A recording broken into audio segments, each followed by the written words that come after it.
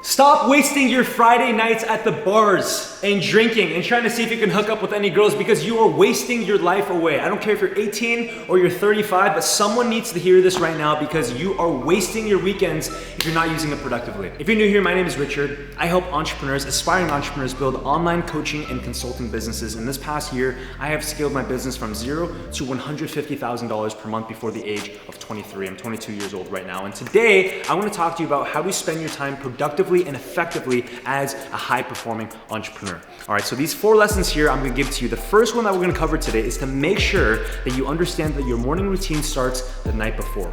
I'll say that one more time because that's so important. Your morning routine starts the night before. And what I mean by that is if you are staying up until 11, 12, 4 a.m. in the morning, binge watching Netflix, binge eating food, binge porn watching, and jacking off like there's no tomorrow, what happens is you completely tank the next morning. You can't expect to have a productive morning. And by the way, the morning is the most valuable time for you to get work done. And you can't do that if you're completely wasting your evenings. I meet a lot of young people. I remember when I was in school at UCLA, a lot of people used to tell me, oh man, I'm gonna pull in all that, I'm gonna go to this party, I'm gonna do all this stuff, and in the morning, I'm gonna pop an Adderall pill, I'm gonna have 3 cups of coffee, and I'll be good to go. Guess what? First and foremost, when you're 18, 19, 20 years old, yes, maybe your body can handle that. Yes, maybe you can do that a couple nights and you don't feel it. But what you don't realize is the amount of psychological and physiological conditions that you are setting yourself up with is gonna ruin you. And it's gonna show up in your 40s, 50s, and 60s. There's been scientific studies. The first thing is you have to make sure that you're actually getting enough rest the night before. Typically on Friday nights, I go to bed the same exact time that I go to bed every other night, between 8 to 9 p.m. Because I want to make sure that on Saturday morning, I hit it freaking hard.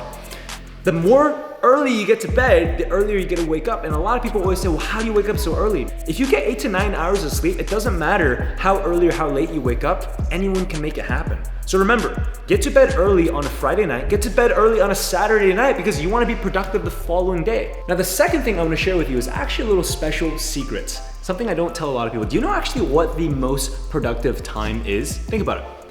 If you could look at a 7-day window in a given week, what is the most productive time that anyone could possibly have? Well, I'll give you the secret right here. It's actually the first 90 minutes of your Saturday morning. And I'll tell you why. Most people sleep in on Saturdays. There's people in the world that are waking up early, if not earlier than all other people who are getting stuff done. I wake up at 5 a.m. on Saturday morning and I get to work for the first 90 minutes of the day. Now, I'm not saying, well, Richard, what about 2-day weekends? What about the fact that I want to enjoy my weekends? Absolutely, you can enjoy your weekends, but I promise you that if you make this one shift, I cannot wait to see your comment on this video when you've tried this. I have some of my most productive, effective deep work blocks. If you don't know what deep work is, I'd encourage you to click that little I button in the corner, okay? Watch any of my day in the life videos because I talk about deep work in almost every single video.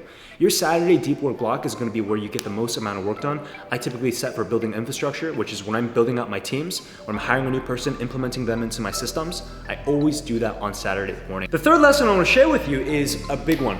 And look, it's that you have to enjoy and actually have fun. One of my buddies, I'm part of a mastermind called 100 Million Mastermind. It's a mastermind where there's 100 people, 22 instructors. All the instructors are making at least $100 million per year. And in order to be a member, you have to be making at least $1 million a year in your business. Inside of this mastermind, I was speaking with an older guy, Ian Stanley. He's one of my great friends. He's about 10 years older than me. And he said, Richard, you're making great money and you have a successful business, but the one thing you gotta work on, and this is something I'm personally working on right now, is Richard, you have to have more fun. And Ian was explaining to me that delayed gratification is actually the #1 indication of successful people. Research has shown it. It's not work ethic, it's not waking up early, it's not productive mornings, it's actually delayed gratification. But the really interesting thing that Ian was telling me is, but if you never fulfilled that gratification, if you just delay for 10, 15, 20 years and you never indulge in the gratification, that's not called delayed gratification anymore. That's just called misery. And so the one thing I realized from that was, wow, I should go out and relax. I should take some time up. And so I typically spend my Saturdays by having a very focused couple hours Saturday morning. I typically work from 6 a.m. and I'll work all the way to noon. I'll have a half day of work. I get 6 hours done. And to be honest, I probably get more done than most people do on a normal work day during that 6-hour block. And once you get that time done, the rest of my Saturday is for me. In fact, today, you can see right here, we actually went and did some wakeboarding just a couple hours ago. It was so much fun. The first time I went wakeboarding, complete face planted, but this time we got so much more shredding done on the waters. It was such a good time. We had drinks, we had music. It was just me, my roommates, and a couple friends. And that's the kind of stuff that you have to do. So you have to make sure that when you play really hard, but that playing hard, that relaxation, that watching a movie, that eating your favorite dish, that has to be completely separate from your work. So don't go work, play, and then go back to work. You have to work hard and then segregate the rest of your weekend to playing hard. The fourth lesson I want to share with you here is that you have to take one day off during your weekend. My Sundays is a non-negotiable rest day. I don't do any work, I put my laptop down, I don't take any calls, and the reason why is, one, from a biblical standpoint, I'm a strong man of Christian faith, God says to keep the Sabbath. When God created the whole universe in the book of Genesis, what does it say? On the seventh day, God rested. God is the ultimate creator of the universe. He doesn't have to rest. Why did he rest? Because God wanted to set example for the rest of humanity that we are made to work 6 days a week, but that seventh day, enjoy it. Enjoy it. God made us working 7 days a week, unless it's out of desperation and you're in a really strapped financial position, you have to provide for your family. I've been there and I get it. Respect. Do it temporarily, get your family out of the financial situation and get it done.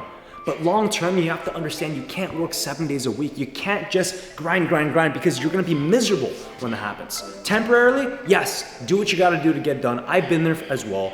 But when you're done, enjoy your Sundays. I personally take all that Sunday off because I want to be refreshed, and when it comes time for Monday, you are ready to hit it hard again. And by the way, these 4 lessons that I shared with you today about how to spend your weekends, this is what it takes if you want to live a high performance lifestyle, and especially if you are a business owner or entrepreneur. This is the kind of lifestyle that you need to continue to reinforce. And if you'd like any help with building your business, especially if it's an online coaching or consulting business, because that's exactly what I coach people on doing, I actually want to invite you to a new mastermind Facebook community I've just launched.